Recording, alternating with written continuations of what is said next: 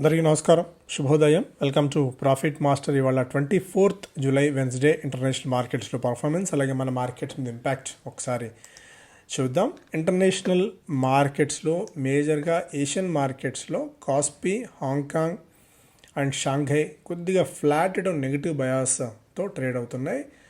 Last trading session రోజున Nasdaq ఫ్లాట్గా close అవుతాయి. S&P 500 అండ్ డౌ జోన్స్ కూడా ఒక 0.5% అటు ఇటుగా నష్టపోవడం చూస్తున్నాము. Google, Alphabet parent company, Alphabet meets earnings expectations but misses on YouTube ad revenue.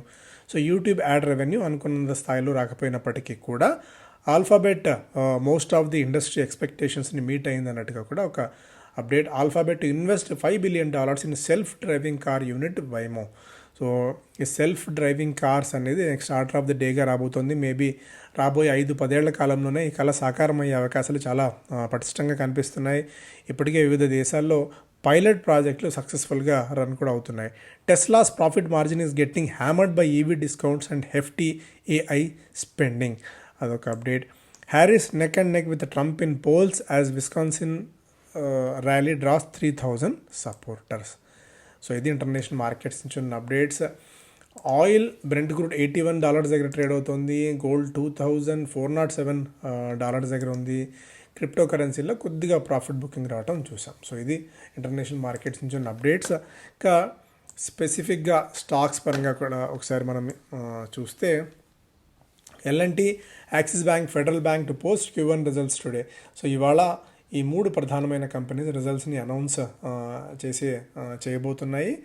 మెయిన్గా L&T విషయంలో L&T is expected to post A bottom line print of 2,639 crores and top line of 53,601 crores అన్నట్టుగా కూడా Bloomberg అంచనా కడుతోంది. Axis bank 6,510 కోట్ల రూపాయలు, అలాగే federal bank 944 కోట్ల రూపాయల ప్రాఫిట్స్ అనౌన్స్ చేయవచ్చని. ఇవి కాకుండా Bajaj Finserv, Bajaj Holdings, Bikaji, Craftsman Auto, Go Fashion, JK Paper, Karnataka Bank, Oracle Financial, RK Forging, SBI life, V Guard, Trident, Tatva Chintan, Syngene, Sona BLW ఇవన్నీ కూడా తమ రిజల్ట్స్ని ఈరోజు అనౌన్స్ చేయబోతున్న కంపెనీల జాబితాలో ఉన్నాయి. Axis bank Q1 preview profit seen to jump 11% year on year, NIMs to decline. So net interest margins కొద్దిగా తగ్గే అవకాశాలు ఉన్నాయి. ప్రాఫిట్స్ జంప్ ఒక 11% పరిమితం కావచ్చు యాక్సిస్ బ్యాంకులో ఉన్నది కూడా ఇండస్ట్రీ ఎక్స్పెక్ట్ చేస్తున్న అంశం. సో ఇంకా ఇవాళ స్పెసిఫిక్ స్టాక్స్ పరంగా ఒకసారి చూస్తే బజాజ్ ఫినాన్స్ ప్రాఫిట్స్లో 14% మేర జంప్ కనిపించింది. Net profit HUL net profit 2.2% మేర వృద్ధి. రెవెన్యూలో కూడా ఫ్లాట్గా 1.5% మేర వృద్ధి నమోదైంది. థైరోకేర్ రెవెన్యూలో 16% మేర వృద్ధి నమోదవగా నెట్ ప్రాఫిట్ దాదాపు 39% మేర నమోదైంది. టొరెంట్ ఫార్మా 10% మేర రెవెన్యూ అప్, నెట్ ప్రాఫిట్ దాదాపు 21% దాకా. ICICI సెక్యూరిటీస్ ప్రాఫిట్ దాదాపు 95% మేర ఇక్కడ పెరగడం కూడా మనం ప్రధానంగా గమనించాల్సిన అంశం. స్టాక్స్ పరంగా స్పైస్ జెట్ దాదాపుగా 3,000 కోట్ల రూపాయల వరకు మనకి సమీకరించబోతోంది రైట్స్ ఇష్యూ జారీ చేయడం ద్వారా. సువెన్ ఫార్మా ఇక్కడ 818 రూపీస్ ప్రైస్ ఇచ్చారు. ఐ డౌట్ ఈ 818 రూపీస్ ప్రైస్కి సంబంధించి. Suven Pharma company received an observation letter with no adverse observation from BSE and no observations from NSE. So వాళ్ళ అమాల్గమేషన్ స్కీమ్లో భాగంగా 2 ఎక్స్చేంజ్ల నుంచి అబ్జర్వేషన్స్ లెటర్లో ఎలాంటి ఇబ్బందులు కూడా లేవు. IOL Chem and Pharma EDQM issued a certificate of sustainability for Valsartan tablets. So blood ప్రెషర్ని ట్రీట్ చేసేందుకు ఇది ఉపయోగపడతాయి. టిటాగర్ ట్రాక్షన్ కన్వర్టర్స్ని ఇటలీకి ఎక్స్పోర్ట్ చేయడం ప్రారంభించింది. శిల్పా మెడికేర్లో వాళ్ళకున్న కర్ణాటకలో ఉన్న మ్యానుఫ్యాక్చరింగ్ ప్లాంట్కి good manufacturing practices GMP certificate అందుకుంది. మిక్ ఎలక్ట్రానిక్స్లో కలిదిండి సత్యనారాయణరాజు CEOగా రాజీనామా చేశారు. రక్షిత్ మాథుర్ ఆయన బాధ్యతలు చేపట్టబోతున్నారు. సౌత్ ఇండియన్ బ్యాంక్ నిధుల సమీకరణ కోసం ప్రయత్నాలు చేస్తోంది. సో ఇది ప్రధానంగా స్టాక్స్ పరంగా చూస్తేనేమో నిన్న మార్కెట్స్లో ఒక స్ట్రాంగ్ డిప్ మధ్యలో ఈ STT ప్లస్ ఈ లాంగ్ టర్మ్ క్యాపిటల్ గెయిన్స్కి సంబంధించిన, షార్ట్ టర్మ్ క్యాపిటల్ గెయిన్స్కి సంబంధించిన ప్రకటన వచ్చిన తరుణంలో ఒక మంచి డిప్ కనిపించింది. మంచి బయింగ్ ఆపర్చునిటీ అని ఎవరు అనుకోలేదు. ఇక్కడ నుంచి కూడా మార్కెట్ పడుతుందని అనుకుంటే, బట్ అందుకు భిన్నంగా సో మంచి బయింగ్ సపోర్ట్ కూడా మార్కెట్స్కి అయితే లభించింది.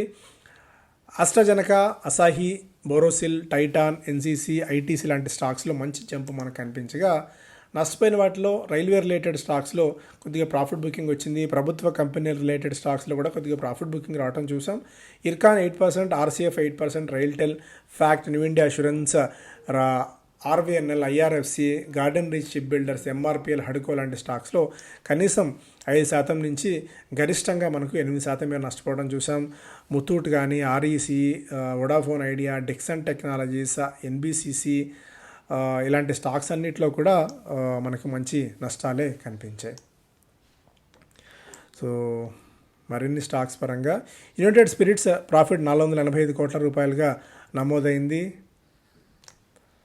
ఇంకా మేజర్గా మార్కెట్స్, పేపర్స్ అన్నీ కూడా బడ్జెట్ మీద ఎక్కువగా ఫోకస్ పెట్టాయి. సో బడ్జెట్ ఎలా దిశానిర్దేశం చేసింది, ఫిజికల్ డెఫిసిట్ పాయింట్ ఆఫ్ వ్యూలో కానీ, జీడిపి విషయంలో కానీ, అప్పులు తీసుకోవడంలో, అలాగే మనకి క్యాపెక్స్ విషయంలో కూడా ఎంతటి శ్రద్ధ కనబరిచింది, ఎంతటి ఆలోచనలు ఉన్నాయి రాబోయే వాళ్ళకి 25 సంవత్సరాల కాలంలో వికసిత్ భారత్ కానీ, అమృత్ కాల్ విషయంలో కానీ.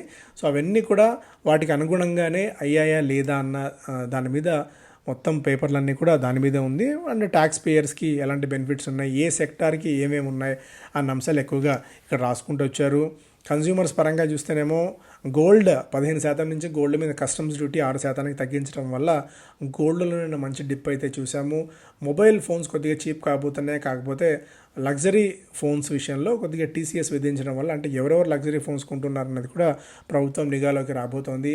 హై అండ్ మొబైల్ ఫోన్స్ కొనుగోలు చేసినప్పుడు అక్కడ టీసీఎస్ విధిస్తే సో మన అకౌంట్లోకి అది ఇంపాక్ట్ కూడా అవుతుంది. శాలరీ ఇండివిజువల్స్కి గరిష్ట స్లాబుల్లో ఉన్న వాళ్ళకి దాదాపు 17,500 రూపాయల దాకా ఈ స్టాండర్డ్ డిడక్షన్, అలాగే స్లాబ్ కొత్త ట్యాక్స్ రెజిమ్లో ఉన్న వాళ్ళకి standard deduction and slab changes ద్వారా దాదాపు 17,000 నుంచి 20,000 రూపాయల దాకా మిగలబోతున్నాయి. ఇన్వెస్టర్స్ పాయింట్ ఆఫ్ వ్యూలో ఈక్విటీ ఇన్వెస్టర్స్కి capital gains tax long term 10 నుంచి 12.5% పెంచారు. Short term capital gains tax 15 నుంచి 20% మేర పెంచారు. ఫ్యూచర్స్ అండ్ ఆప్షన్స్ కొద్దిగా కాస్ట్లీ కాబోతుంది. సెక్యూరిటీస్ ట్రాన్సాక్షన్ ట్యాక్స్ 0.01 నుంచి 0.02కి పెంచారు. ఇక ఇండెక్సేషన్ బెనిఫిట్స్ని తీసేశారు రియల్ ఎస్టేట్లో. సో ఇది కొద్దిగా ఆలోచించాల్సిన అంశాలు కామన్ మ్యాన్ పాయింట్ ఆఫ్ వ్యూలో మనం చూస్తే. సో ఇది ప్రధానంగా స్పెసిఫిక్గా company star and pharma profits 21% మేర వృద్ధి చెందాయి. డిఫెన్స్ మినిస్ట్రీ దాదాపు 172,000 కోట్ల రూపాయల మేర సిద్ధం చేసుకుంది. But new weapons and systems అదొకటి. సో ఇంకా మనకి డిఫెన్స్ రిలేటెడ్ కంపెనీస్లో మొమెంటం చాలా స్ట్రాంగ్గా ఉండే అవకాశాలు ఉన్నాయని చెప్పి దీన్ని బట్టి అర్థం చేసుకోవచ్చు. ఈ సెక్యూరిటీస్ ట్రాన్సాక్షన్ ట్యాక్స్ 0.01 పెంపు వల్ల జీరోదా ఒక్కటే 200,000 కోట్ల రూపాయలు అధికంగా చేయవచ్చు, అధికంగా వసూలు చేయవచ్చు అన్నది కూడా ఒక అప్డేట్ నితిన్ కామత్ గారు చెప్పింది బిజినెస్ స్టాండర్డ్ ఫస్ట్ పేజ్లో. Political but prudent. సో ఇక మేజర్గా ఇవే ఎక్కువగా ఫోకస్ ఉన్నవి. Indexation and new plot twist for home buyers. So indexation benefit తీసేయడం రియల్ ఎస్టేట్ మీద కొద్దిగా ఇంపాక్ట్ చూపించే అవకాశాలు ఉన్నాయి. Tax breaks and rural triggers may keep consumer stocks in play.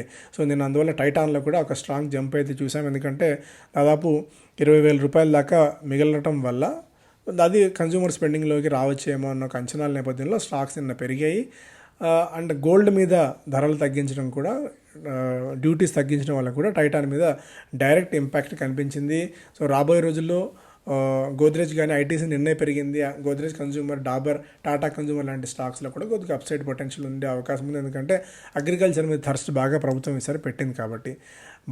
Buyback tax burden on share holders మీద కంపెనీలు ఇప్పటిదాకా తమ దగ్గర అధికంగా నిధులు ఉంటే వాటిని షేర్ హోల్డర్స్కి పంచడానికి బైబ్యాక్ చేసేవాళ్ళు. ఇప్పుడు ఆ బైబ్యాక్ మీద కూడా ప్రభుత్వం ట్యాక్స్ విధించబోతోంది.